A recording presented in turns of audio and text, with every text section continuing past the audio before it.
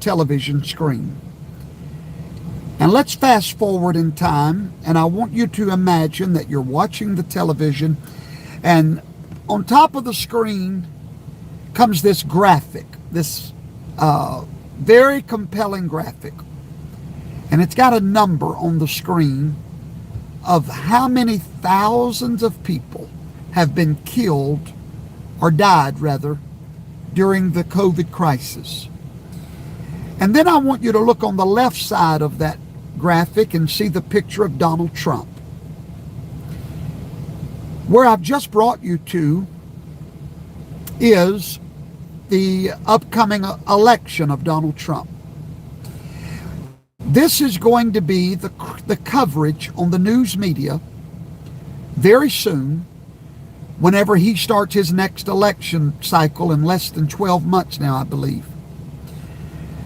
If that man, he's playing a game, and I'm so sorry that so many people don't see the game that Donald Trump is having to play. This COVID vaccine is a political bomb. It is a political nightmare. Donald Trump, I believe with all my heart, hates this vaccine. Because when he talks about it, it's like he's having a hernia talking about it. It's like he wants to get to the next subject as quick as possible. Because in his heart of hearts, he knows. Why do you think he did not go live when he supposedly had the vaccine, like everybody else went and did it on television? Why did Donald Trump not do that? You need to watch carefully and listen to what I'm telling you. All of Donald Trump's surrogates, General Flynn, Lynn Wood, what's her name, Sidney Powell, all of these people talk to Donald Trump probably on a daily basis. Do you think they would be parroting a message that he's not feeding them? Do you think he's not telling them, tell the people the truth because I cannot do it right now? I want you to imagine with me the election season, and they put on there how many people have died, and then they have a sound bite where Donald Trump's telling everyone not to take the vaccine. That man would never get reelected. The reason he wouldn't get reelected is moderate Republicans would not vote for him. Those that are not against the vaccine would not vote for him. Donald Trump is playing a strategic political game with this vaccine.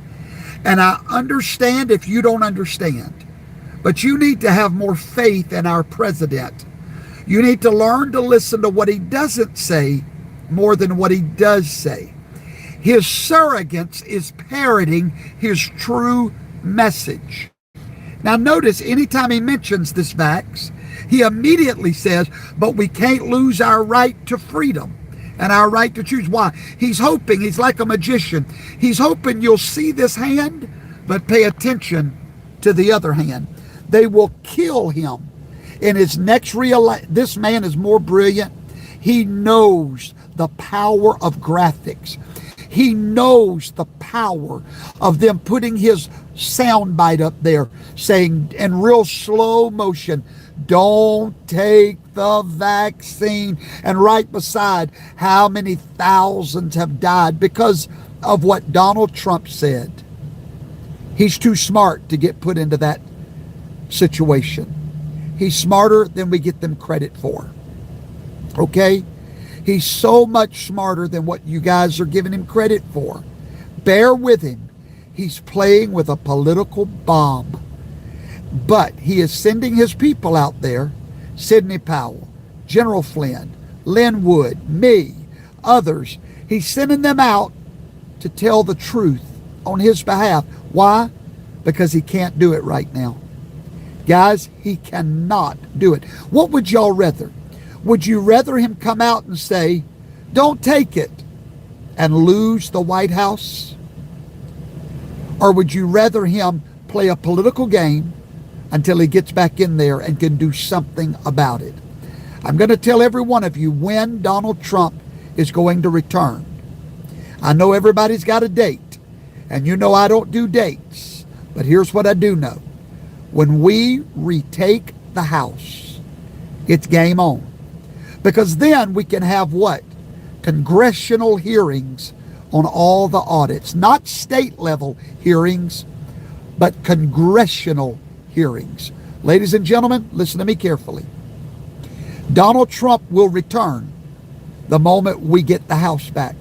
Now, not necessarily to the Oval Office, but he will begin ruling this nation through the House of Representatives until he gets his office back.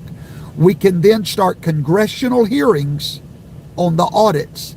We've got to take the House back, and we are going to take it. We're going to sweep the House back from the West Coast to the East Coast. They're not ready for what we're about to do in the House.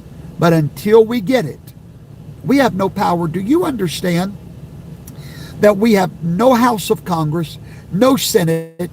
We have nothing to fight with. Nothing, guys. Donald Trump must play this game. And unfortunately, it's called politics. You got to come out of your little corner of what you want to hear him say. And you got to broaden your thinking. You've got to understand. You've got to hear what I'm telling you, everybody. He's in a corner. He cannot, do you hear me?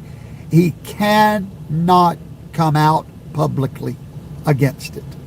He just can't. Whether you like that or not, and you may think that's morally wrong, and it may be. But at this point, he's in a corner. And if he does what we want him to do, he's going to lose the election. Let him do his job. You know what his job is? Get back in that White House. Let's let him do it, all right? And we're going to support him because we're more than a one-issue people. We believe in his total vision of America first. I'm pleading with our people, don't fall for the political game. Know up here what Professor Toto is telling you. Know it and be fine with it. And you know what? Say, President Trump, you win this. You do what you've got to do. Your people will get your message out. Because that's what we're doing. So Dean said, is it okay to deceive the people? Let me explain something to you, my friend. You got two worlds you can live in. You can live in a dream world, utopia, where everything's perfect, or you can live in reality. We live in a fallen world, that the game of politics. And my friend, if you don't play the game of politics, you're going to lose. So Donald Trump is deceiving no one. He told you right afterwards, your choice. You do what you feel like is best. Don't lose your freedoms, he said. So he's telling you, I'm not going to tell you what to do. You've got to make that choice. Do you know why he's doing it? So they can never come back with a soundbite in the next election and destroy his chances of getting back in the White House. So folks, that's the honest to God truth. We don't live in a utopia. We don't live in a dream world. We don't live in a la-la land where everything is perfect. This is a dog-eat-dog world. We know Trump already won, Stacy. We know that. But we're living in the reality that right now he's not sitting in the White House. Sometimes you have to come to reality. And you have to say, okay, this is the way it is, and I understand it. I'm talking to you today because so many of you are confused as to why Donald Trump is not more adamant against the vax as we are. He doesn't have that privilege. He doesn't have the privilege to be able to speak as freely as many of us can speak. He's in a political marathon. And if he utters those words, he's dead. His campaign is dead. His presidency can never return. Why? Because moderate Republicans, those that are not as passionate as we are, will not vote for him. That is the bottom line. I know people don't want to hear that. I know that's not what we hope. We just wish that life was perfect and everybody could speak what they wanted to speak. But in politics, it's a dirty game.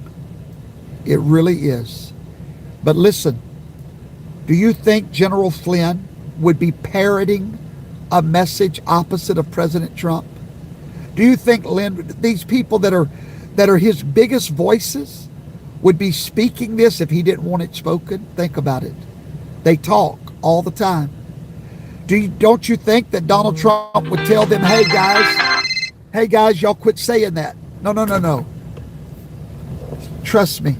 He's telling them, keep the truth out there. Tell the people what I cannot tell them. All right? Love you guys. Have a good one.